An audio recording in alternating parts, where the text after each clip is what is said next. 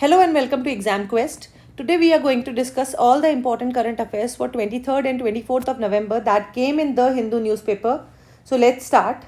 The first article is Governor holds no veto power over bill says Supreme Court. तो supreme court आपको पता है कि केरला, तमिलनाडु इन सब स्टेट्स में बेसिकली स्टेट गवर्नमेंट और गवर्नर के बीच में काफ़ी इश्यूज हमको टाइम एंड अगेन देखने को मिलते हैं. न्यूज़पेपर्स में बार बार इनके बारे में आता रहता है. तो सुप्रीम कोर्ट ने बोला है कि अगर गवर्नर किसी बिल को एसेंट देने को पावर को विथहोल्ड करता है तो उसको उस बिल को बेसिकली जो है वापस स्टेट गवर्नमेंट को भेजना है जितना जल्दी हो सके. सो उन्होंने बेसिकली कोई टाइमलाइन फिक्स नहीं की है, बट उन्होंने बोला है जितना जल्दी हो सके, as soon as possible the governor must send the bill to the state legislature back. ठीक है. अगर असेंबली फिर उस बिल को बिना किसी अमेंडमेंट के या किसी अमेंडमेंट के साथ में पास कर देती है तो government has no choice but to give assent to the bill. तो ये इसका करंट कॉन्टेक्स्ट है. अब हम लोग जो स्टैटिक पार्ट है जो कि हमारे मेंस पर्सपेक्टिव से बहुत इंपॉर्टेंट है उसके बारे में देख लेते हैं. तो आर्टिकल 200 जो है वो बेसिकली जो है हमारे कॉन्स्टिट्यूशन का, it outlines the process for a bill passed by legislative assembly of a state to be presented to the governor for assent. ठीक है. तो वो बताता है आर्टिकल 200 की अगर बिल जो है स्टेट लेजिस्लेटिव असेंबली ने पास कर दिया है, स्टेट लेजिस्लेचर ने पास किया है, तो उसको गवर्नर को देना है. एंड गवर्नर जो है चाहे तो उस बिल पर अपना असेंट दे सकता है, अपनी असेंट को विदहोल्ड कर सकता है या फिर उस बिल को प्रेसिडेंट के कंसिडरेशन के लिए रिजर्व कर सकता है. ठीक है. साथ ही गवर्नर जो है उस बिल को रिटर्न भी कर सकता है अगर उसे लगता है कि ये अमेंडमेंट्स इसमें होने चाहिए तो. ठीक है. आर्टिकल 201 ये बोलता है कि अगर गवर्नर ने किसी बिल को प्रेसिडेंट के रिकंसिडरेशन के लिए, प्रेसिडेंट के कंसिडरेशन के लिए रिजर्व किया है तो प्रेसिडेंट उस बिल पर अपना असेंट दे सकता है या अपने असेंट को विथहोल्ड कर सकता है. लेकिन एक पावर और इसमें दी है कि प्रेसिडेंट जो है वो गवर्नर को डायरेक्ट भी कर सकता है कि आप इस बिल को वापस भेजिए as per the needs, and आप उसके लिए उनको बोलिए कि आप उस बिल को रिकंसिडर कीजिए. ठीक है. तो ये दो आर्टिकल्स में लिखा हुआ है. गवर्नर के पास ऑप्शंस क्या क्या हैं as with respect to state bills, वो एक बार हम लोग समराइज करके देख लेते हैं. तो पहला है कि या तो वो असेंट दे देंगे, ठीक है, या फिर अगर वो असेंट नहीं देते हैं तो वो चाहते हैं कि ये पर्टिकुलर जो अमेंडमेंट होना चाहिए इस बिल में तो वो उसको स्टेट लेजिस्लेचर को फॉर रिकंसिडरेशन भेज सकते हैं. ठीक है. उनके पास एक पावर ये भी है कि वो चाहें तो उस बिल को रिजर्व कर सकते हैं for the consideration of president.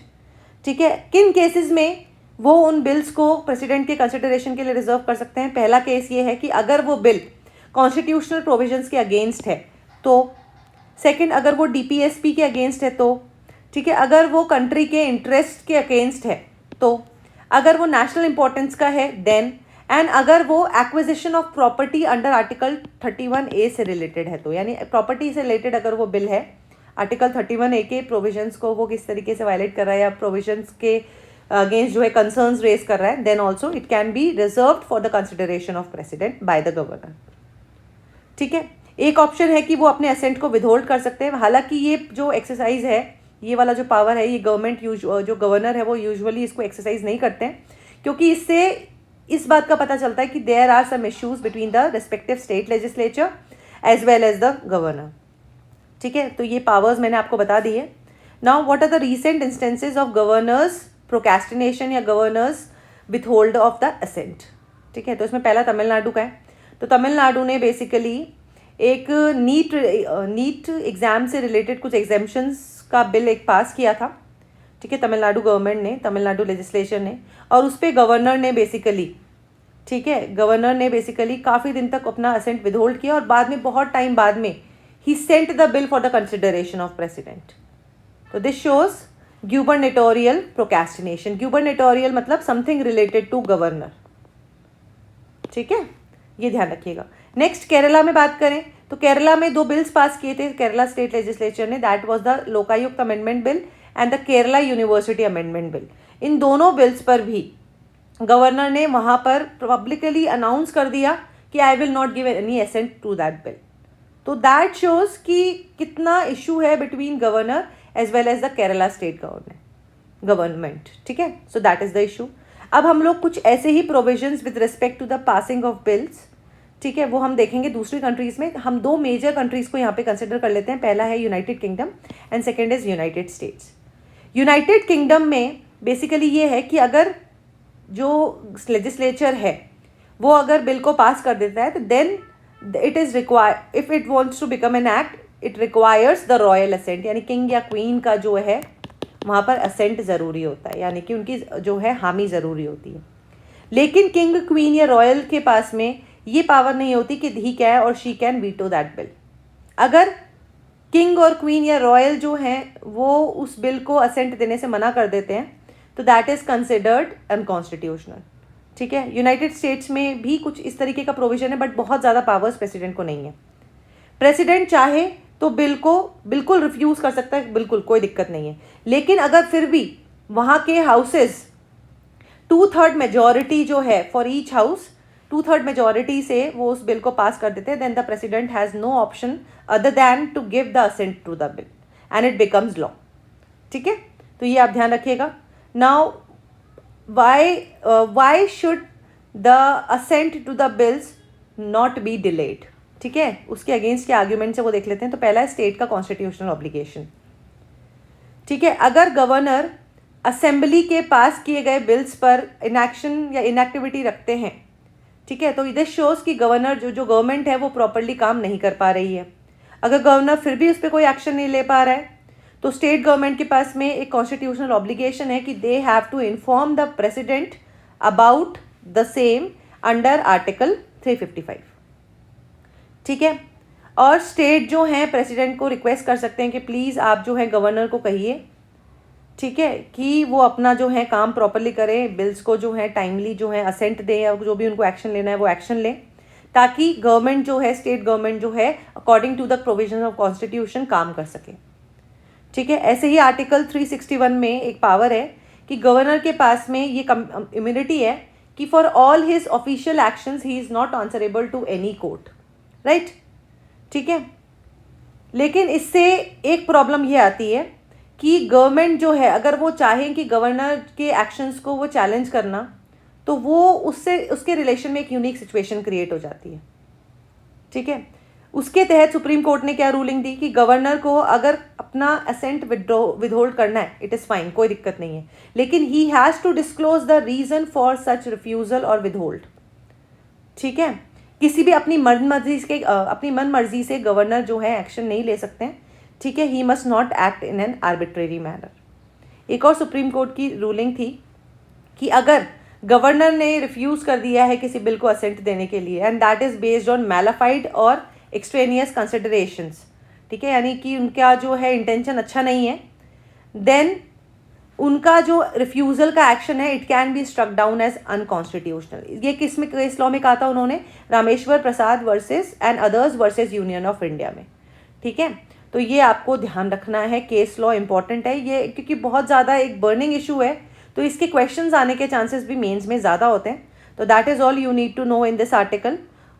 Moving on to the next article, release 3216 cusecs Kaveri water for 38 days to Tamil Nadu panel. तो कावेरी वाटर रेगुलेशन कमेटी जो है उन्होंने कर्नाटका गवर्नमेंट को ये बोला है कि उन्हें तमिलनाडु को for 38 days they have to release 3216 cusecs of कावेरीज water. ठीक है, तो ये है करंट कॉन्टेक्स्ट। अभी हम लोग एक बार यहाँ पर जो इम्पोर्टेंट वो है प्रोविजन को डिस्कस करेंगे कि कावेरी का जो डिस्प्यूट है, कावेरी रिवर वाटर डिस्प्यूट जो है वो क्या है।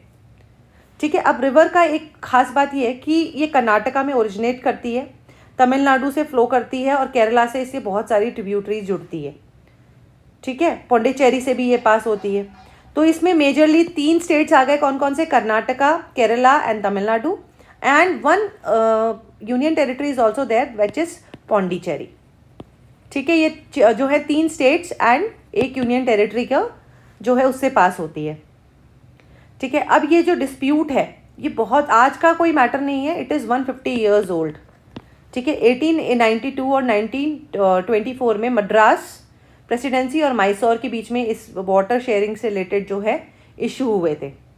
ठीक है, उसके बाद में क्या हुआ कि कुछ अग्रीमेंट्स हुए, ठीक है, बिटवीन मद्रास एंड मैसूर। ठीक है, और उसमें ये कहा गया जो अपर राइपेरियन स्टेट है जहाँ से नदी निकल रही है, ठीक है, उन्हें कोई भी अगर वो उस नदी पर अपर राइपेरियन स्टेट यानी कि जैसे मान लीजिए यहाँ पे कर्नाटका है, तो कर्नाटका से नदी अगर निकल रही है, ओरिजिनेट हो रही है, तो अगर कर्नाटका कहीं पर भी कोई भी डैम या कोई भी तरीके का प्रोजेक्ट चलाना चाहती है, then that state must consult the lower riparian state, यानी जो दूसरे स्टेट जिनसे वो पास हो रही है उनसे बेसिकली उस स्टेट को डिस्कस करना चाहिए, उनको उनका कंसेंट लेना चाहिए, ठीक है। अब अगर प्रेजेंट कॉन्टेक्स्ट की बात करें तो कर्नाटका और तमिलनाडु में जो डिस्प्यूट चालू हुई दैट वाज इन 1974। कर्नाटका ने क्या किया, because it was the upper riparian state, उन्होंने तमिलनाडु की कंसेंट के बिना ही डैम बनाना शुरू कर दिया, वाटर को डाइवर्ट करना शुरू कर दिया। तो उससे क्या होगा, जो लोअर राइपेरियन स्टेट्स है वहाँ पर प्रॉपर पानी नहीं पहुँच पाएगा, and water is a necessity for all the activities, whether for sustenance, whether for industrial activities, everything, ठीक है। तो इसी मैटर को रिजॉल्व करने के लिए 1990 में कावेरी वाटर डिस्प्यूट ट्राइब्यूनल जो है वो इस्टेब्लिश किया गया। इसने अपना अवार्ड जो है बेसिकली 17 ईयर्स बाद में दिया, इन 2007, ठीक है। उन्होंने बताया कि किस तरीके से ये जो 4 रीजन्स हैं, ठीक है, कर्नाटका, तमिलनाडु, केरला एंड पौंडीचेरी, इनके बीच में किस तरीके से वाटर शेयरिंग होगी, इसका सारा जो एक परफॉर्मा है वो इन्होंने दिया, ठीक है। उन्होंने एक चीज़ और बोली कर्नाटका वाटर डिस्प्यूट्स ट्राइब्यूनल ने, कि जब पानी की कमी होगी, डिस्ट्रेस ईयर्स, जब रेनफॉल कम होगी या उस नदी में पानी कम होगा, तो वाटर जो है वो आपस में सहमति के हिसाब से शेयर किया जाएगा, राइट। तो ये जो था कावेरी वाटर डिस्प्यूट्स ट्राइब्यूनल जो है, ठीक है, उनका डिसीजन था, ठीक है। 2007 में मैंने आपको बता ही दिया कि उन्होंने अपना फाइनल अवार्ड दे दिया था, राइट। उन्होंने बोला नॉर्मल ईयर में नदी में 740 ट्रिलियन मेट्रिक जो है अपने क्यूसेक्स जो है पानी रहता है, तो उसको प्रॉपरली जो है डिस्ट्रीब्यूट किया जाएगा, ठीक है। 2018 में आप लोगों को पता ही है कि सुप्रीम कोर्ट ने कावेरी को नेशनल असेट डिक्लेयर कर दिया गया था, ठीक है। So that is also you need to know properly proportion में with the consent of all the states distress years में पानी डिस्ट्रीब्यूट किया जाएगा। अब ये तो बेसिकली मैंने आपको इशू बता दिया कि ये इशू आज का नहीं है, 150 ईयर्स ओल्ड का है। प्रेजेंट कॉन्टेक्स्ट में 1974 में इशू शुरू हुआ, 1990 में Kaveri water disputes tribunal establish किया गया, 2007 की फरवरी में इस ट्राइब्यूनल ने अपना अवार्ड दिया, राइट। तो ये सारी चीज़ें आपको थोड़ा सा आइडिया होना चाहिए, क्योंकि Kaveri river is a river of national importance, right. अब कावेरी रिवर की बात करें तो मैंने आपको बता ही दिया कि इट ओरिजिनेट्स फ्रॉम कर्नाटका, ठीक है। वहाँ पर ब्रह्मगिरी हिल है वेस्टर्न घाट्स के रीजन में, ठीक है, वहाँ से ये चालू होती है, फिर ये साउथ ईस्ट डायरेक्शन में इस तरीके से फ्लो होती है, ठीक है, और कर्नाटका और तमिलनाडु स्टेट से पास होती है, ठीक है। जो है तमिलनाडु से पास होती है, केरला से बहुत सारी जो वो रिवर्स है, ट्रिब्यूटरीज जो है वो इससे आके मिलती है, ठीक है, और बाद में पौंडीचेरी के through it flows into the Bay of Bengal region, right. तो ये आप लोगों को ध्यान रखना है, सेक्रेट रिवर है, इसका रिलीजियस इंपॉर्टेंस भी है। लेफ्ट बैंक ट्रिब्यूटरीज की बात करें, लेफ्ट बैंक का मतलब क्या हुआ, राइट बैंक का मतलब क्या हुआ। मान लीजिए ये नदी जो है यहाँ से ओरिजिनेट कर रही है, तो दैट मीन्स कि इस तरह से फ्लो करेगी, ठीक है। मान लीजिए इधर फ्लो कर रही है, तो जैसे ही इस नदी का डायरेक्शन है उसका लेफ्ट साइड जो होगा, यहाँ से जो नदियाँ ऐड होंगी दे will be the left bank tributaries, ठीक है। जो नदियाँ राइट साइड से मिल रही है दे will B right bank tributaries, ठीक है। तो लेफ्ट बैंक ट्रिब्यूटरीज में अर्कावती, हेमावती, शिमसा, हरांगी ये नदियाँ आती हैं। राइट बैंक में लक्ष्मण तीर्थ, सुवर्णवती, नोएल, भवानी, कामिनी और अमरावती नदी आती है, ठीक है। तो ये आपको ध्यान रखना है। कई बार क्या होता है कि ये जो ट्रिब्यूटरीज हैं इनके बारे में पूछ लिया जाता है कि इनमें से कौन कौन सी ट्रिब्यूटरीज कावेरी रिवर की लेफ्ट बैंक ट्रिब्यूटरीज है या राइट बैंक ट्रिब्यूटरीज है। So that is all you need to know in this issue. Let's move on to the next. Third is Supreme Court to hear in January the pleas challenging the constitutional validity of sedition in IPC. Simple language में sedition को बोलेंगे तो बोलेंगे देशद्रोह, देश के खिलाफ गद्दारी, ठीक है। तो करंट कॉन्टेक्स्ट क्या है कि सुप्रीम कोर्ट जो है ना जनवरी में, इस बार जो आने वाला 2024 है उसके जनवरी में जो है सेडिशन से रिलेटेड प्लीज जो हैं कि सेडिशन सही है कि नहीं है उसकी वैलिडिटी पर प्लीज जो है वो हियर करेगा। अब ये सुप्रीम कोर्ट के पास में आपको पता है बर्डन बहुत ज़्यादा है, ठीक है। We have limited number of जजेस एज वेल, तो इस वजह से that will take time, Supreme Court will take time to hear the plea. तो एक बार सेडिशन लॉ के बारे में डिस्कस करते हैं। ठीक है, तो आपको ये ध्यान रखना है कि 17th सेंचुरी इंग्लैंड में सबसे पहले बेसिकली सेडिशन लॉज को इनेक्ट किया गया था। बेसिकली इसका बेसिस ये था कि गवर्नमेंट के खिलाफ जो भी नेगेटिव एक्टिविटीज़ होती है दे आर सेडिशन, और केवल गुड ओपिनियंस जो हैं, जो अच्छे गवर्नमेंट के खिलाफ जो गुडविल्स हैं, उन्हीं को ही सर्वाइव करना चाहिए। ठीक है, इससे रिलेशन में एक लॉ जो था 1837 में थॉमस मैक्यूले ने जो है इसके रिलेटेड जो है लॉ लेके आए थे। He was a eminent jurist. ठीक है, राइट। लेकिन इस सेडिशन लॉ को बेसिकली, इस प्रोविजन को आईपीसी जब हमारे इंडिया में लागू हुआ, इंडियन पीनल कोड जो लागू हुआ, उसके बाद में 1860 में जब आईपीसी लागू हुआ उस दौरान इसको ओमिट कर दिया गया था। ठीक है, बाद में एक अमेंडमेंट हुआ इस आईपीसी में 1870 में, एंड उसके तहत जो है सेक्शन 124A जो है वो इंसर्ट किया गया। सर जेम्स स्टीफन ने इसको जो है बेसिकली इनेक्ट किया था। ठीक है, उन्हें लगा कि sedition is an important issue that needs to be addressed, and for that उन्होंने आईपीसी में सेक्शन 124A जो है वो जोड़ा। आज क्योंकि अभी आईपीसी चल रहा है, हालांकि बात चल रही है कि भारतीय न्याय संहिता लाके जो है आईपीसी को रिप्लेस कर दिया जाएगा। ठीक है, भारतीय नागरिक सुरक्षा संहिता लाकर जो है सीआरपीसी जो है कोड ऑफ क्रिमिनल प्रोसीजर उसको रिप्लेस करा जाएगा, एंड भारतीय साक्ष्य अधिनियम लाके इंडियन एविडेंस एक्ट को रिप्लेस किया जाएगा। तो आज आईपीसी के सेक्शन 124A के तहत जो है, अभी क्योंकि आईपीसी चल रहा है तो सेक्शन 124 के तहत जो है sedition is a crime, right. तो ये मैंने आपको बता दिया section 124A of the IPC, ये सेडिशन से रिलेटेड है, and sedition is a non bailable offence, इसके लिए बेल नहीं मिल सकती है। ठीक है, ये किसने बनाया था वो मैं आपको ऑलरेडी बता चुकी हूँ। थॉमस मैक्यूले ने इसको लाए थे, और इसको 1860 में आईपीसी आ गया था, पर 1870 में जेम्स स्टीफन द्वारा आर्टिकल 124A जोड़ा गया था। ठीक है, अगर कोई भी पर्सन, अब सेडिशन का मतलब क्या है समझा देती हूँ मैं, कि अगर कोई भी पर्सन अपने एक्शन से, वर्ड से, साइन से गवर्नमेंट के खिलाफ लोगों को भड़काता है, हेट्रेड बनाता है, then that person shall be punished under that provisions of sedition। ठीक है, सेक्शन 124A के तहत जो है पनिशमेंट्स क्या क्या है, एक तो ये नॉन बेलेबल ऑफेंस है। ठीक है, इसके तहत आपको 3 साल से लेकर लाइफ टाइम इम्प्रिजनमेंट की सज़ा दी जा सकती है, साथ में चाहे तो फाइन लगाया भी जा सकता है और नहीं भी लगाया जा सकता। ठीक है, अगर कोई पर्सन जो है उसके खिलाफ सेडिशन का जो केस है वो साबित हो जाता है, then that person will be barred from a government job। भाई गवर्नमेंट के खिलाफ उसको, गवर्नमेंट के लिए उसको बेसिकली कोई श्रद्धा ही नहीं है, then why must he be given the government job। ठीक है, उस पर्सन को कभी भी पासपोर्ट नहीं मिलेगा, और जब भी उनको कोर्ट बुलाएगी उनको हाजिरी देनी पड़ेगी। तो these are the punishments and the legal provisions, penal provisions under section 124A। अब हम लोग कुछ आर्ग्यूमेंट्स डिस्कस कर लेते हैं in the favour and against sedition law. ठीक है, तो पहला है कि सेडिशन लॉ ज़रूरी क्यों है, तो रीजनेबल रेस्ट्रिक्शन। आपको पता है हमारे आर्टिकल 19 जो है that is freedom, right to freedom, तो उसमें हमारे पास में एक है right to freedom of speech and expression. ठीक है, तो right to freedom of speech and expression जो है उसमें एक रीजनेबल रेस्ट्रिक्शन लगा हुआ है कि अगर हमारे right to freedom of speech and expression की वजह से नेशनल यूनिटी एंड इंटीग्रिटी पे फ़र्क पड़ रहा है, then that freedom will be restricted.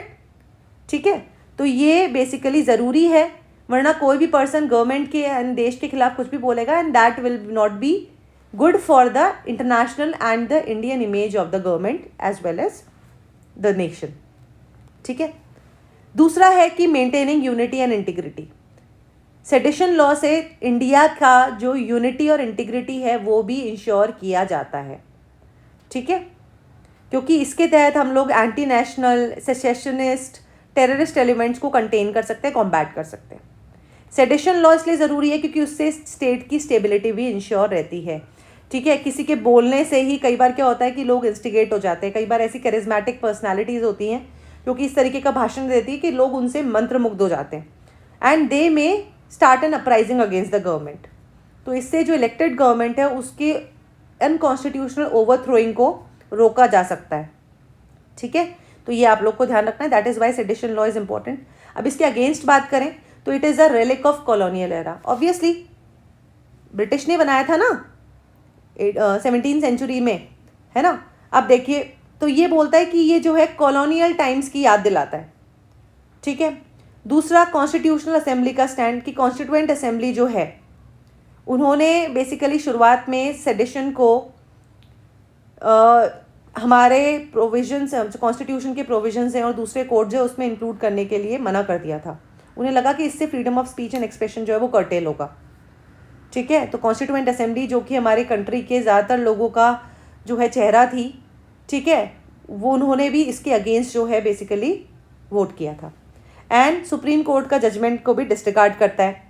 Supreme court ने जो है सेडिशन की जो एप्लीकेशन है उसको लिमिट कर दिया था कि अगर कोई भी एक्शन जो कि डिसऑर्डर क्रिएट करना चाह रहा है या लॉ एंड ऑर्डर में डिस्टर्बेंस क्रिएट करना चाह रहा है, वायलेंस क्रिएट करना चाह रहा है, ठीक है, वहीं तक ही आप सेडिशन लॉ को अप्लाई कर सकते हो, ठीक है। तो अगर बाकी चीज़ों के लिए अगर कोई पर्सन कुछ बोल रहा है गवर्नमेंट के खिलाफ, उसको भी आप सेडिशन में इंक्लूड कर दोगे तो दैट इज अनकॉन्स्टिट्यूशनल, ये सुप्रीम कोर्ट के जजमेंट के खिलाफ हो गया, ठीक है। तो अगर सेडिशन लॉ लाया जाता है और उसको पूरी तरीके से सब जगह एप्लीकेबल बनाया जाता है तो that is against the constitutionality, that is against the judgements of supreme court, ठीक है। इसके रिलेशन में आपको एक केस लॉ ध्यान रखते हैं, that is the Kedarnath Singh versus state of Bihar case 1962, right. Next is repressing democratic values, ठीक है। तो इंडिया जो है वो एक इलेक्टेड ऑटोक्रेसी है, ठीक है। कई बार इस जगह बोला जाता है कि India is an elected autocracy. Why? Because there is sedition law. Government के खिलाफ कुछ भी बोला तो उसको सेडिशन के तहत जो है जेल में डाल दिया जाएगा, उसको बेल भी नहीं मिलेगी। तो ये जो है हमारे डेमोक्रेसी की वैल्यूज़ को रिप्रेस कर रहा है। तो these are the arguments in favour of and against the sedition law. अब कुछ केस लॉज आपको ध्यान रखने हैं, आप अपने मेंस के आंसर राइटिंग में इनको जो है मार्क कर सकते हैं। पहला है क्वीन एम्प्रेस वर्सेस बाल गंगाधर तिलक 1897, ठीक है। ये केस बॉम्बे कोर्ट में लड़ा गया था। इसमें इस केस के तहत सेडिशन को डिफाइन किया गया था कि गवर्नमेंट के खिलाफ अगर कोई भी हेट्रेड क्रिएट करता है पॉलिटिकल नेचर का तो दैट इज सेडिशन। ऐसे ही निहारेंदु दत्त मजूमदार वर्सेस एम्परर जो है 1942 का कोर्ट जो है केस हुआ था फेडरल कोर्ट में, ठीक है। तो उन्होंने इस केस में जो जजेस थे उन्होंने क्या बोला कि सेडिशन का एक्ट तभी माना जाएगा जब वायलेंस या डिसऑर्डर क्रिएट हो जाए। ऐसे हमारा आफ्टर इंडिपेंडेंस एक केस लॉ आया था Kedarnath versus state of Bihar, अभी मैंने आपको बताया था। तो उन्होंने बोला कि सेडिशन जो है वो तभी दो वजह से वैलिड है कि सेडिशन जो है वो स्टेट के अगेंस्ट है, राइट। आर्टिकल 19 जो क्लॉज 2 है उसके भी उन्होंने नोटिफाई किया। उन्होंने ये कहा कि सेडिशन जो है, ठीक है, वो आर्टिकल 19 क्लॉज 2 के अंतर्गत जो है एक तरह से इंक्लूसिव है। Right to freedom of speech and expression आपको दिया हुआ है, कोई दिक्कत नहीं है, लेकिन there are restrictions on the basis of security and national and the unity and integrity of state, ठीक है। तो ये उन्होंने बोला कि ये सेडिशन के अगेंस्ट जो है this is constitutionally valid, right. फिर एक SG Vombatkere versus union of India, अभी रिसेंट केस था 2022 का। तो इस केस में भी सेडिशन लॉ की कॉन्स्टिट्यूशनलिटी को चैलेंज किया गया था। तो सुप्रीम कोर्ट ने बेसिकली सभी एक्सीडिंग प्रोसीडिंग्स पर जो है सेडिशन से रिलेटेड जो भी प्रोसीडिंग्स चल रही थी उन पर स्टे कर लगा दिया था इस वजह से, ठीक है। और उन्होंने ये भी बोला कि अभी गवर्नमेंट जो है सेडिशन के बेसिस पर कोई भी केस दर्ज नहीं करेगी। तो ये 4 केस लॉज आपको ध्यान रखने हैं रिगार्डिंग सेडिशन। सेडिशन मैंने सिंपल लैंग्वेज में आपको बता दिया, देशद्रोह, देश के खिलाफ गद्दारी, दैट इज सिंपल सेडिशन, ठीक है। So that is all you need to know in this article. Next article is Supreme Court asks government to set up fresh delimitation commission.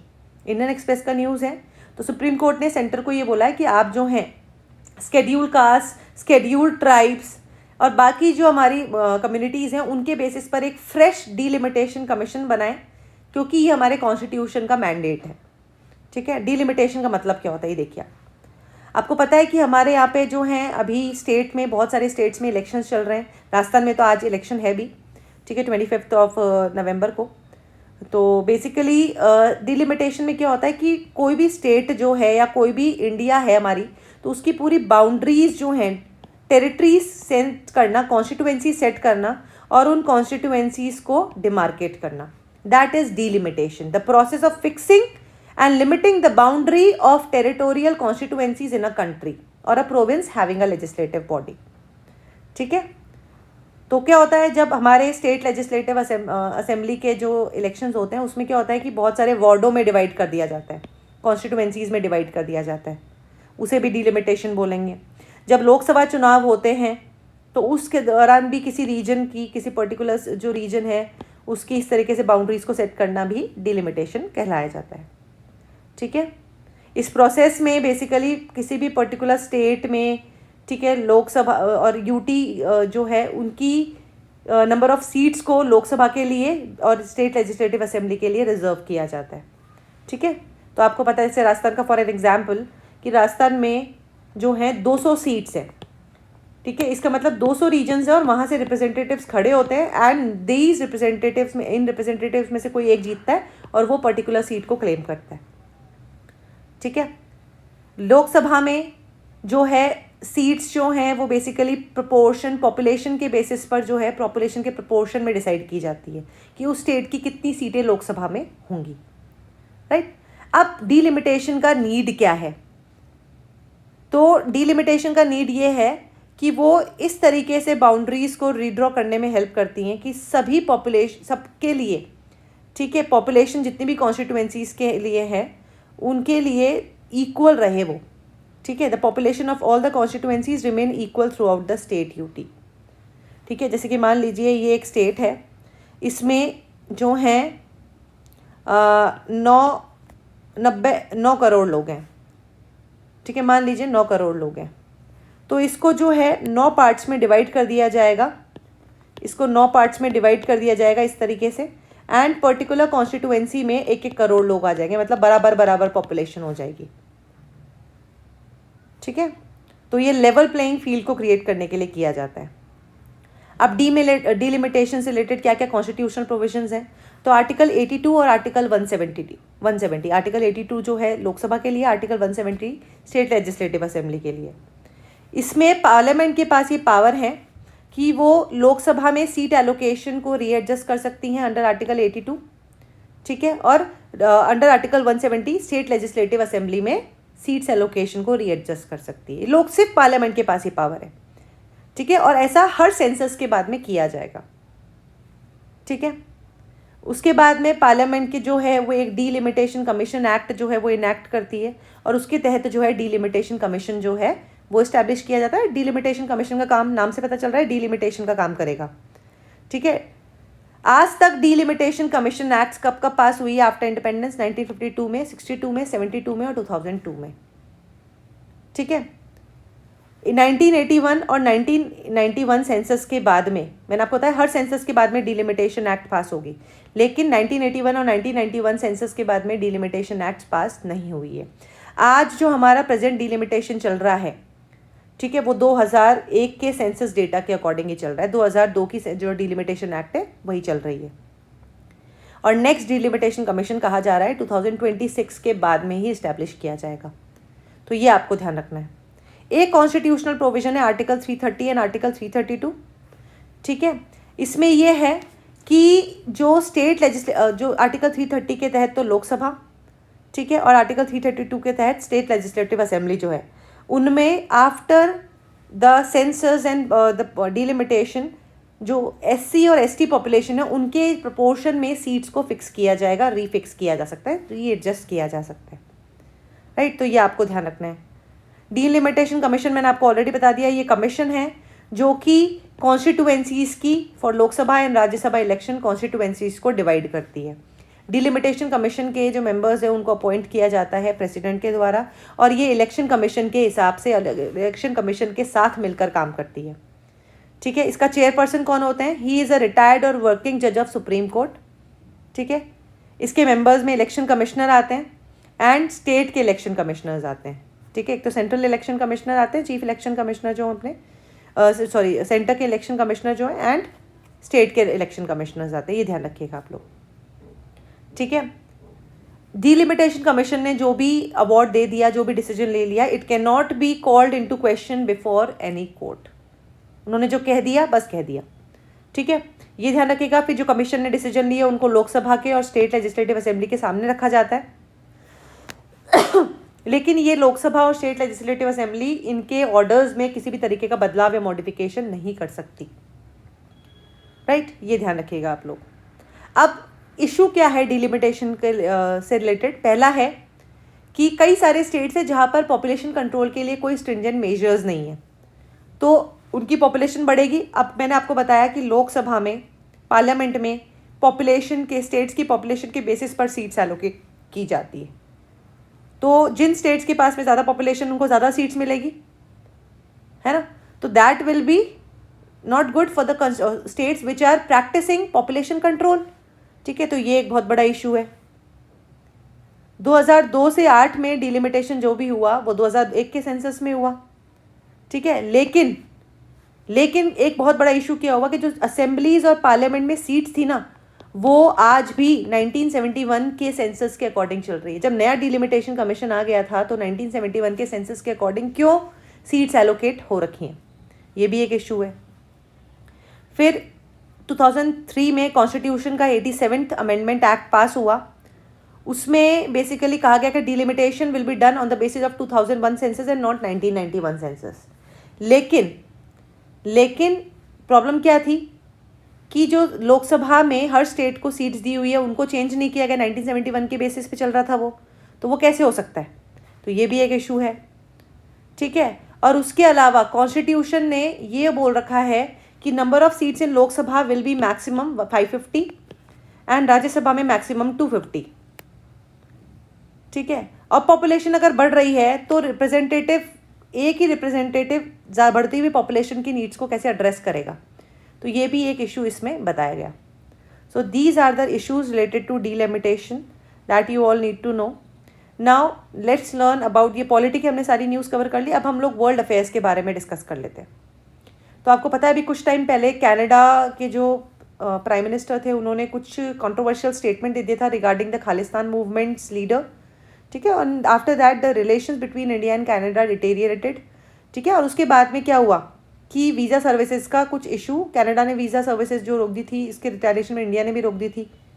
ठीक है, तो अभी हाल में क्या हुआ है कि इंडिया ने ई वीज़ा सर्विसेज जो है कैनेडियन सिटीजन्स के लिए वो वापस से शुरू कर दी है।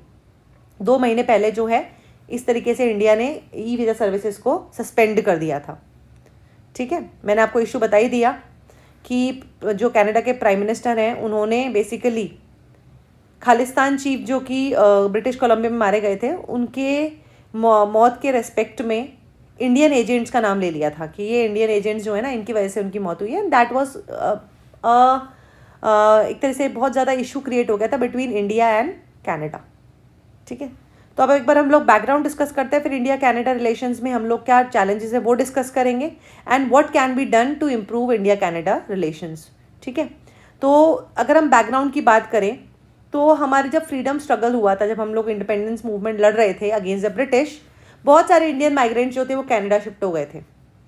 वैंकूवर में ही एक स्वदेश सेवक होम भी इस्टेब्लिश किया गया था। ठीक है, and it worked against British rule, यानी कि लोगों को मोबिलाइज करने के लिए कि वो ब्रिटिश रूल के खिलाफ जो है लड़े, उसके लिए इसको इस्टेब्लिश किया गया था। फिर हमको मिल गई 1947 में इंडिपेंडेंस। ठीक है, और 1947 में ही इंडिया और कनाडा ने डिप्लोमेटिक रिलेशंस इस्टेब्लिश कर लिए। ठीक है, हमारे बीच में काफ़ी सिमिलैरिटी भी है, हमारा एक स्ट्रॉन्ग सेंटर है। ठीक है, हमारे यहाँ पे क्या है, फेडरेशन है विद अ स्ट्रॉन्ग सेंटर। ठीक है, उसके अलावा रेसिडुअरी पावर सेंटर में हमारे पास में है। तो ये सब कैनेडियन कॉन्स्टिट्यूशन से तो हम इंस्पायर होकर हमने लिया थे प्रोविजंस। ठीक है, हमें जो है कनाडा ने हेल्प भी की थी इन एजुकेशन, डेवलपमेंट असिस्टेंस भी प्रोवाइड किया था। कोल्ड वॉर के टाइम पे इंडिया जो था कनाडा से एड पाने वाला सबसे बड़ा रिसिपिएंट था। हालांकि 1974 में जब हमने फर्स्ट न्यूक्लियर टेस्ट किया था उस टाइम पे इंडिया के रिलेशंस कनाडा के साथ में बहुत ज़्यादा बिगड़ गए। फिर क्या हुआ कि एयर इंडिया फ्लाइट 182 जो है उसको सिख टेररिस्ट ने उड़ा दिया था 1985 में, तब भी रिलेशंस बहुत ज़्यादा डिटीरिएट हो गए थे। फिर 1991 में आए LPG reforms, you all know. ठीक है, उस समय वापस से ट्रेड एंड इन्वेस्टमेंट के टर्म्स में रिलेशंस जो हैं इस्टेब्लिश हुए between India and Canada, and वो अपनी हाइट पे पहुंचे 2015 में, जब हमारे कनाडा इंडिया बायलैटरल टाइज जो थे एक स्ट्रेटेजिक पार्टनरशिप पे एलिवेट हो गए, यानी कि हमारी पार्टनरशिप जो है स्ट्रेटेजिक लेवल की चली गई। तो दिस इज़ द बैकग्राउंड, एक तरीके से हम टाइमलाइन समझ सकते हैं इंडिया और कनाडा रिलेशंस की। अब इंडिया और कनाडा रिलेशंस में क्या क्या इश्यूज हैं अभी प्रेजेंटली वो डिस्कस करते हैं। पहला है ट्रेड बैरियर्स। ठीक है, दोनों कंट्रीज़ ने एक दूसरे की कंट्रीज़ में माल पहुंचाने से रिलेटेड बहुत सारे ट्रेड बैरियर्स और टैरिफ्स और नॉन टैरिफ बैरियर्स लगा रखे हैं। ठीक है, साथ ही जो FTA साइन होने वाला था बिटवीन इंडिया एंड कनाडा, उसके रिलेशन में जो ट्रेड नेगोशिएशंस थी वो भी रुक गई हैं। ठीक है, इंडिया ने एग्रीकल्चरल इंपोर्ट्स पर भी बेसिकली कुछ रेस्ट्रिक्शंस लगा रखे हैं, तो उसके रिस्पेक्ट में भी कनाडा ने काफ़ी कंसर्न्स रेज किए। उसके अलावा कनाडा, जैसे आपको पता है कि ह्यूमन राइट्स इश्यूज़, कई बार ऐसे कहा जाता है कि है ना, हिंदू हमारे यहाँ पर जो है माइनॉरिटीज़ जो है उन पर टाइम एंड अगेन जो है अत्याचार इंडिया में होते रहते हैं, उनके खिलाफ जो एट्रोसिटीज़ होती रहती हैं, अटैक्स होते रहते हैं, तो इस पर जो है कनाडा बहुत वोकल है। एंड बिकॉज ऑफ दैट जब कनाडा इंडिया के खिलाफ ह्यूमन राइट्स वायलेशन के लिए बिल्कुल ओपनली बोलता है तो उससे उनके रिलेशंस में चैलेंज आएगा ही। ठीक है, next is visa and immigration issues. ठीक है, कई बार क्या होता है, इंडिया ने कई बार बोला है कि कनाडा में जो स्टूडेंट्स और जो वर्क करने के लिए जाना चाहते हैं उनको वीज़ा रेस्ट्रिक्शंस बहुत सारे फेस करने होते हैं। ठीक है, इंडिया ने भी इसके रिस्पेक्ट में काफ़ी ज़्यादा सस्पेंशन अभी 2 महीने पहले लगा ही रखा था, तो टेंशन और बढ़ गई, तो ये भी एक चैलेंज है। ठीक है, इंडिया और कनाडा के ग्लोबल इश्यूज़ पर भी बहुत ज़्यादा डिफरिंग टेक्स हैं। अफ़गानिस्तान इशू पे, इराक, चाइना, पाकिस्तान इशू पे, इन पर बहुत ज़्यादा डिफरिंग इश्यूज़ हैं। ठीक है, कश्मीर सिचुएशन पे कनाडा का जो स्टैंड है वो इंडिया के अगेंस्ट है।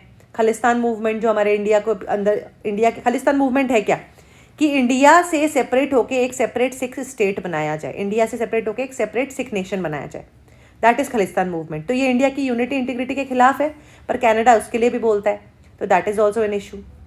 ठीक है, उसके अलावा एक चैलेंज ये है कि कनाडा जो है अब इंडिया के बजाय जो south east Asia Pacific reason जो है उन पर ज़्यादा ध्यान दे रहा है, उनको ज़्यादा प्रायोरिटाइज कर रहा है, तो ये भी एक बहुत बड़ा चैलेंज है between India and Canada relations. तो that is all you need to know. अब हम लोग देख सकते हैं कि क्या क्या किया जा सकता है जिससे कि कनाडा और इंडिया के रिलेशंस जो है वो स्ट्रेंथन हो सकें।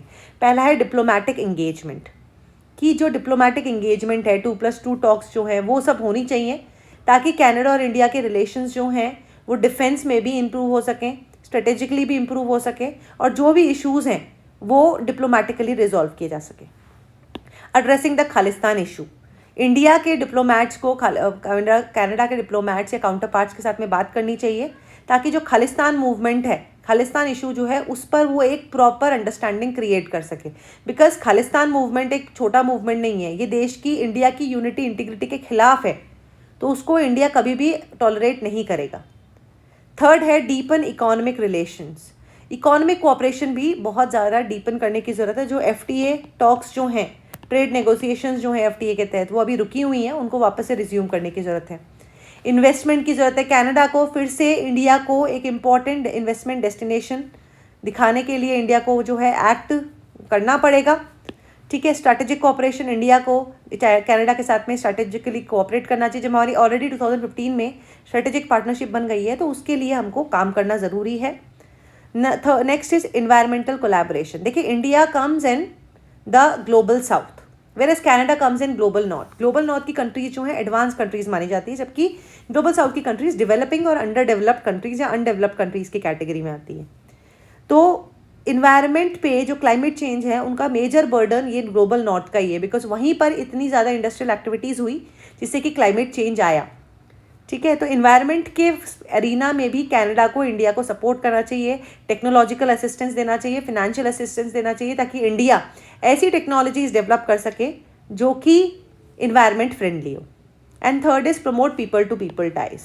ठीक है, जो हमारे यहाँ बहुत इंडिया कनाडा के सबसे ज़्यादा, जो कनाडा की सबसे ज़्यादा पॉपुलेशन जो है वो इंडियन सिक्स की है।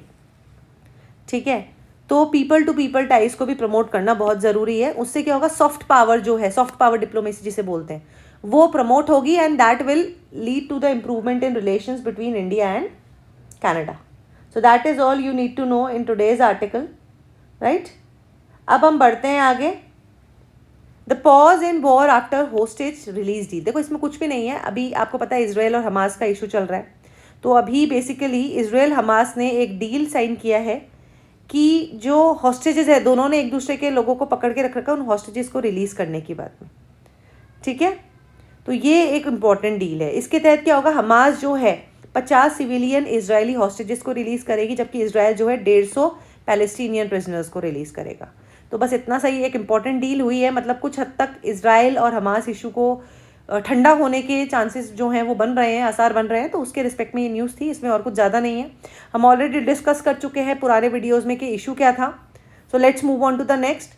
IMF, FSB, FATF to update G20 nations, others on implementing roadmap for crypto assets, says finance minister.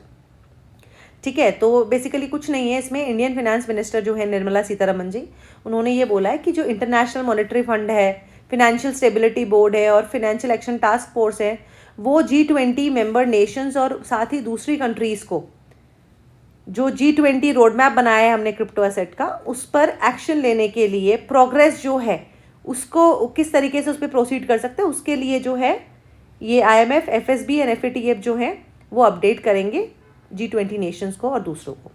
तो ये आपको ध्यान रखना किस तरह से इम्प्लीमेंट किया जाए ये क्रिप्टो एसेट्स पे रोड मैप, उसके रिलेशन में। अभी हम लोग पहले समझ लेते हैं क्रिप्टो करेंसी क्या होती है। ठीक है, तो crypto currency is a digital currency. आप इसको होल्ड नहीं कर सकते, इसको देख नहीं सकते, it is a virtual currency. ठीक है, इसके लिए ये सिक्योर होती है, क्रिप्टोग्राफी का यूज़ किया जाता है। डिसेंट्रलाइज करेंसी है, यानी कि जैसे कि हमारे यहाँ पर इंडिया में अगर हम बात करें तो रुपी चलता है, हमारी करेंसी रुपी है, तो उसको गवर्नमेंट कंट्रोल करती है कि कितना मनी सर्कुलेशन में रहेगा। लिक्विडिटी ज़्यादा होगी तो वो उस तरीके के मेजर्स लेगी, लिक्विडिटी कम होगी तो वो लिक्विडिटी क्रिएट करने की कोशिश करती हैं। तो ये सेंट्रलाइज करेंसी है बिकॉज गवर्नमेंट कंट्रोल है उस पर। लेकिन ये डिसेंट्रलाइज करेंसी है, इस पर किसी भी गवर्नमेंट का कंट्रोल नहीं होता। कॉमन क्रिप्टो करेंसीज में आप सबको पता है, बिटकॉइन आपने सुना होगा डेफिनेटली, इथीरियम, लाइट कॉइन, ये सारे जो हैं अलग अलग टाइप के क्रिप्टो करेंसी है। इसमें बिटकॉइन सबसे फेमस है। तो ब्लॉकचेन टेक्नोलॉजी चलती कैसे है, मैं एक बार प्रोसेस बता देती हूँ आपको। ठीक है, तो इसमें क्या होता है, एक ट्रांजैक्शन मैंने रिक्वेस्ट किया, ठीक है, उस ट्रांजैक्शन से रिलेटेड एक ब्लॉक क्रिएट हो जाएगा। उस क्रिप्टो करेंसी नेटवर्क पे जो भी नोड है उन सबको इस ब्लॉक के बारे में इन्फॉर्म किया जाएगा। ठीक है, फिर ये सारी नोड्स जो हैं उसको वैलिडेट कर देंगी कि हाँ ये क्रिप्टो, ये जो है करेंसी है, ये ब्लॉक जो है नोटिफाई हो गया है। ठीक है, फिर ये ब्लॉक, ऑलरेडी ब्लॉक्स क्रिएटेड है पहले, उसके बाद में ये ब्लॉक क्रिएट हो जाएगा। ठीक है, एग्जिस्टिंग ब्लॉकचेन का एक पार्ट बन जाएगा और ट्रांजेक्शन कंप्लीट हो गया। ठीक है, तो ये पूरा प्रोसेस है, इस पर किसी गवर्नमेंट का कंट्रोल नहीं है। तो ये एक कंप्यूटर के कंट्रोल में नहीं होता, बहुत सारे जितने भी कंप्यूटर्स हैं जो कि इससे कनेक्टेड हैं, नेटवर्क जो है उस पर बेसिकली ट्रांजैक्शंस रिकॉर्ड जो हैं वो क्रिएट हो जाते हैं। ठीक है, इसमें बहुत सारे ट्रांजैक्शंस जो हैं, हर एक ब्लॉक पे बहुत सारे ट्रांजैक्शंस जो हैं वो रिकॉर्ड होते हैं, और जब भी एक नया ट्रांजैक्शन बनेगा तो एक नया ब्लॉक क्रिएट हो जाएगा। ठीक है, तो ये पर्टिकुलर एक यूज़र के ट्रांजैक्शंस को डिनोट कर देता है। राइट, अब क्रिप्टो करेंसी की वर्किंग मैंने आपको ऑलरेडी समझा दी है, तो यही चीज़ मैंने यहाँ पर लिखी हुई है। ठीक है, अब क्रिप्टो करेंसी का स्टेटस क्या है, लीगल स्टेटस, कहाँ कहाँ पे लीगलाइज्ड है और कहाँ पर नहीं है, वो डिस्कस कर लेते हैं। अगर ग्लोबल लेवल की बात करें तो एल सल्वाडोर और जो सेंट्रल अफ्रीकन रिपब्लिक हैं, ये केवल 2 ही कंट्रीज है जहाँ पर बिटकॉइन लीगलाइज्ड है। ठीक है, जापान और साउथ कोरिया ने क्रिप्टो करेंसी को रेगुलेट करने के लिए कुछ रूल्स और रेगुलेशंस निकाले। जर्मनी और स्विट्ज़रलैंड ने बिटकॉइन को एक legal means of payment declare कर दिया है कि bitcoin is a legal means of payment. ठीक है, आप पेमेंट कर सकते हैं। चाइना और रशिया थोड़े से वैरी हैं क्रिप्टो करेंसी के रिलेटेड, और उन्होंने क्रिप्टो करेंसी के यूज़ को रेस्ट्रिक्ट किया है अपनी अपनी कंट्रीज़ में। तो that is the global status. India की बात करें तो इंडिया के बारे में आपको पता है, इंडिया में RBI ने कई बार बोला है कि क्रिप्टो करेंसी के यूसेज से रिलेटेड बहुत सारे कंसर्न्स हैं। ठीक है, इससे इन्वेस्टर्स का पैसा सेफ नहीं होता है, ये लीगल टेंडर नहीं है, तो ये एक इशू है। RBI ने इसको, इस पर ये स्टैंड ले रखा है। 2018 में सुप्रीम कोर्ट ने RBI के एक सर्कुलर को स्ट्राइक डाउन कर दिया था। बेसिकली वो RBI का सर्कुलर कर क्या रहा था, it band financial institutions from dealing in digital crypto currencies. ठीक है, तो RBI ने बोला कि हमारे जो फाइनेंशियल इंस्टीट्यूशंस हैं, ठीक है, जो NBFCs हैं या दूसरे स्केड्यूल बैंक्स हैं, वो क्रिप्टो करेंसीज में डील नहीं कर सकते, और सुप्रीम कोर्ट ने इसको स्ट्राइक डाउन कर दिया था। ठीक है, उसके बाद में 2022 में क्या हुआ कि जो हमारा बजट आया था 2022-23 का, उसमें ये कहा गया कि अगर कोई क्रिप्टो करेंसी से ट्रांजैक्शन कर रहा है तो उसको 30% टैक्स डिडक्शन देना पड़ेगा। ठीक है, तो ये ध्यान रखिएगा। उसके बाद में हमने खुद का अपना CBDC बनाने की बात की है, सेंट्रल बैंक डिजिटल करेंसी बनाने की बात की है। गवर्नमेंट ने पैनल बेसिकली एक इस्टेब्लिश किया है ताकि वो ये देखें कि किस तरीके से CBDC एक फिजिबल ऑप्शन हमारे लिए प्रूव हो सकता है। ठीक है। तो CBDC की बात करें तो CBDC को RBI ने रिटेल सेगमेंट में लॉन्च कर दिया है। ठीक है, इसके ब्लॉकचेन टेक्नोलॉजी पे बेस्ड है। ठीक है, तो ये हमारे मान लीजिए रुपी का एक डिजिटल फॉर्म ही है। ठीक है, ये ध्यान रखिएगा आप लोग, बस डिजिटल फॉर्म है हमारे रुपी का।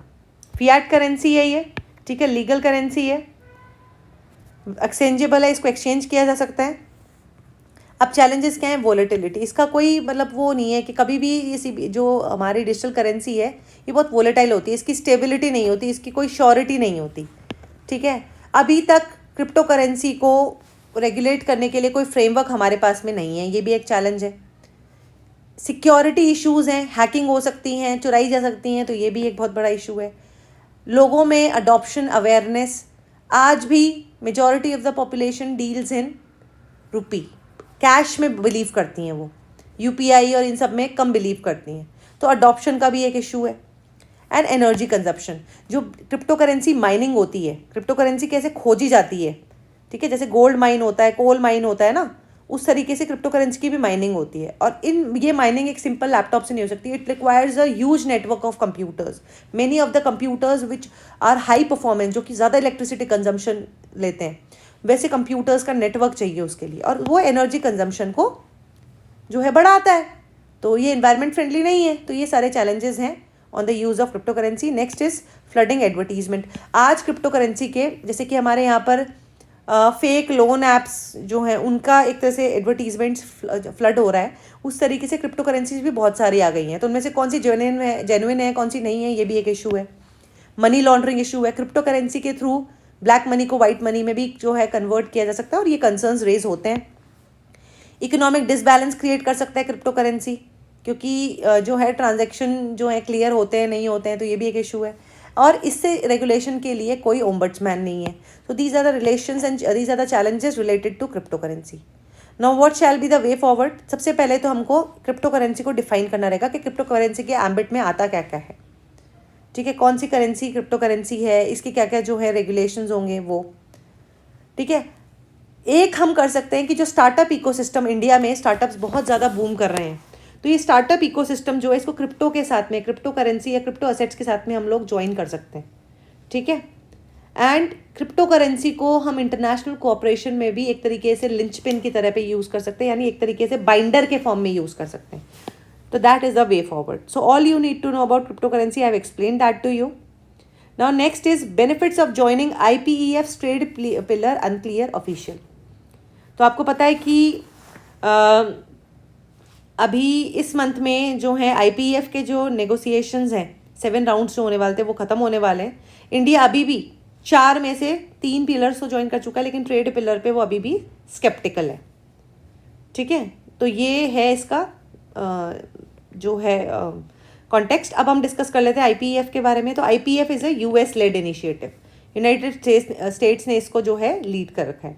इसका एम क्या है? देखो, इंडो पैसिफिक इकोनॉमिक फ्रेमवर्क, नाम से पता चल रहा है कि ये इकोनॉमिक पार्टनरशिप को स्ट्रेंथन करना चाहता है इसकी मेंबर कंट्रीज़ में, ताकि इंडो पैसिफिक रीजन में फेयरनेस एंड फ्री ट्रेड जो है वो क्रिएट किया जा सके, हेल्दी कंपटीशन क्रिएट किया जा सके. ठीक है, 2021 में इसको लॉन्च किया था. और इसकी जो पार्टनर कंट्रीज़ है वो वर्ल्ड GDP का 40% कंप्राइज करती है. एक चीज़ और ध्यान रखनी है कि इंडो पैसिफिक इकोनॉमिक फ्रेमवर्क जो है FTA नहीं है, फ्री ट्रेड अग्रीमेंट नहीं है. ठीक है, लेकिन इसमें एक फ़ायदा ये है कि जो मेंबर कंट्रीज़ हैं वो इन पिलर्स में से किसी इशू पर, इन 4 पिलर्स जो हम डिस्कस करने वाले हैं उनमें से अगर किसी भी स्केप्टिकल है तो उनके बारे में डिस्कस कर सकती है अमंग इट्स मेंबर कंट्रीज. ठीक है, तो ये आपको ध्यान रखना है. अब 4 पिलर्स क्या हैं? इसमें पहला पिलर है ट्रेड.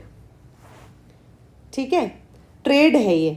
ट्रेड पहला पिलर है. अब ट्रेड में क्या है बेसिकली कि नाम से पता चल रहा है कि ट्रेड को प्रमोट करना, जो रीजन है इंडो पैसिफिक रीजन वहाँ पर ट्रेड प्रमोट करना. ठीक है, तो इंडिया ने इस पिलर पर ही अपना कंटेंशन शो कर रखा है. ठीक है, तो इस पिलर पे, पिलर 1 जो है ट्रेड का, उस पर उन्होंने ऑब्जर्वर स्टेटस ले रखा है. It has not joint pillar 1. Now next is supply chain resilience, clean economy, and चौथा है हमारा फेयर इकोनॉमी. तो इन 3 पर India is a part of IPEF. ठीक है, supply chain resilience, supply chain किसी भी तरीके से डिस्टर्ब ना हो, ट्रेड डिस्ट्रप्शंस ना आए, उसके लिए पिलर 2 है। इसका फोकस है कि लॉजिस्टिक्स को इम्प्रूव करना, कनेक्टिविटी को इम्प्रूव करना, क्रिटिकल सेक्टर में इन्वेस्टमेंट्स को इम्प्रूव करना। ठीक है, इसमें वर्कर्स की अपस्किलिंग की जाती है, रीस्किलिंग की जाती है, नई स्किल सिखाई जाती है। तो ये ऐसा इसलिए किया जाता है ताकि सप्लाई चेन जो है वो कहीं पर किसी भी तरीके से डिस्टर्प्ट ना हो। ठीक है, clean economy, environment friendly and clean technologies को प्रमोट करने का इसका एम है। ठीक है, इसमें R&D, रिसर्च एंड डेवलपमेंट का काम जो है वो किया जाता है। ठीक है, क्लीन एनर्जी का डिप्लॉयमेंट किया जाता है। तो ये है तीसरा पिलर, तो इसमें भी इंडिया पार्ट है। And last is fair economy, कि एंटी करप्शन से फाइट करना है, एंटी जो नॉन हेल्दी टैक्स मेजर्स या बैरियर्स हैं उनको ख़त्म करना है। ठीक है, तो इंडिया इन 3 पिलर्स का पार्ट है, but not of the trade pillar, because उसके बहुत सारे कंटेंशंस हैं। मेंबर्स की बात करें तो आपके बहुत सारे मेंबर्स हैं इसके। ठीक है, इसमें बस इतना ध्यान रखिएगा कि ये मेंबर इंडिया है कि नहीं। तो India is a member. Is Pakistan a member? No. Is China a member? No. बस इतना सा ध्यान रखना है कि इंडिया मेंबर है कि नहीं, पाकिस्तान मेंबर है कि नहीं, और चाइना मेंबर है कि नहीं। ये 3 चीज़ें आपको ध्यान रखनी है। ठीक है, तो ये आप लोगों को ध्यान रखना है। नाउ एक बार हम डिस्कस कर लेते हैं कि फ्री ट्रेड अग्रीमेंट होता क्या है। FTA, हम बार बार FTA डिस्कस तो कर लेते हैं, बट फ्री ट्रेड अग्रीमेंट है क्या? फ्री ट्रेड अग्रीमेंट बेसिकली क्या होता है कि इसमें 2 से ज़्यादा कंट्रीज़ आपस में डिस्कस करती हैं कि ट्रेड जो है उसमें जो बैरियर्स हैं उनको किस तरीके से ख़त्म किया जा सकता है या रिड्यूस किया जा सकता है। तो फ्री ट्रेड अग्रीमेंट में ट्रेड बैरियर्स पे रिलेशन में डिस्कस किया जाता है। ठीक है, ताकि एक्सपोर्ट इंपोर्ट जो है वो फ्रीली हो सके, ट्रेड रिस्ट्रिक्शंस ना हो। राइट, नेक्स्ट आर्टिकल पे चलते हैं। To beat China, India must engage with APEC, Asia Pacific Economic Cooperation. तो आपको पता है अभी लास्ट वीक ही सैन फ्रांसिस्को में 2023 एशिया पैसिफिक इकोनॉमिक कोऑपरेशन का समिट हुआ है। ठीक है, US ने इसको होस्ट किया। तो उसी के रिलेशन में APEC के बारे में हमको डिस्कस कर लेना है। ये जो अभी 2023 का समिट हुआ इसके बारे में डिस्कस कर लेना है। तो ये ध्यान रखिएगा, इस बार का थीम था, कई बार थीम पूछ लेते हैं, creating a resilient and sustainable future for all. This was the theme for 2023 summit. ठीक है, यहाँ पर जो भी पार्टीज़ हैं उन्होंने free, fair and open trade के लिए जो है एडवोकेट किया। ठीक है, उन्होंने बोला कि हमारे रीजन जो है एशिया पैसिफिक रीजन है वहाँ पर हम लोग free and open trade and sustainable growth ensure करेंगे। ठीक है, इसका कंक्लूजन कैसे हुआ? यहाँ पर कंक्लूजन में गोल्डन गेट डिक्लेरेशन जो है वो साइन हुआ। ठीक है, उसके अलावा एक APEC action agenda on climate change and energy security, ठीक है, ये साइन हुआ। That is important. यहाँ पे एपेक लीडर्स ने इसको एंडोर्स किया। इसमें बेसिकली क्लाइमेट क्राइसिस जो है, क्लाइमेट चेंज हो रहा है, इसके रिलेशंस में एक्शन लेने की, कंट्रोल और कोऑर्डिनेशन करने की बात की गई। एनर्जी सिक्योरिटी को इंश्योर करने की बात की गई। तो ये थे मेजर आउटकम्स एपेक 2023 के। ठीक है, अब एक बार एपेक के बारे में डिस्कस कर लेते हैं। ठीक है, पहले एक बार मैं आपको गोल्डन गेट डिक्लेरेशन के बारे में बता देती हूँ। गोल्डन गेट डिक्लेरेशन है क्या? गोल्डन गेट डिक्लेरेशन में ये किया जाएगा कि जो मेंबर इकोनॉमीज़ है, एशिया पैसिफिक की जो भी मेंबर इकोनॉमीज़ हैं, ठीक है, वो एक रेजिलिएंट और सस्टेनेबल फ्यूचर क्रिएट करेंगी, एक दूसरे को हेल्प करेंगी to create a resilient and sustainable future. ठीक है, इस कमिटमेंट को रीइटरेट करने के लिए ये गोल्डन गेट डिक्लेरेशन अडॉप्ट किया गया। अब एपेक की अगर हम बात करें तो ये रीजनल फोरम है। रीजनल फोरम मतलब एशिया और पैसिफिक वाला जो रीजन है सिर्फ उन्हीं मेंबर कंट्रीज़ को ये इंक्लूड करता है। ठीक है, 1989 में इसको इस्टेब्लिश किया गया था। ठीक है, ये एशिया पैसिफिक रीजन है ये वाला। यहाँ पर अब India is not a part because India doesn't form any part to the India does not form any boundary to the Pacific Ocean region. ठीक है, तो इसका काम क्या है कि एशिया पैसिफिक रीजन में इंटरडिपेंडेंस जो है मेंबर स्टेट्स के बीच में वो क्रिएट करना, उसको लेवरेज करना। ठीक है, और उस रीजन में इकोनॉमिक इंटीग्रेशन को इंश्योर करना ताकि सस्टेनेबल एंड सिक्योर ग्रोथ हो सके, इन्वायरमेंट फ्रेंडली ग्रोथ हो सके उनकी मेंबर कंट्रीज़ की। ठीक है, सिंगापुर में इसका परमानेंट सेक्रेटेरिएट है। 21 मेंबर्स हैं। इस मैप में आप देख सकते हो Canada, US, Mexico, Peru and chilli.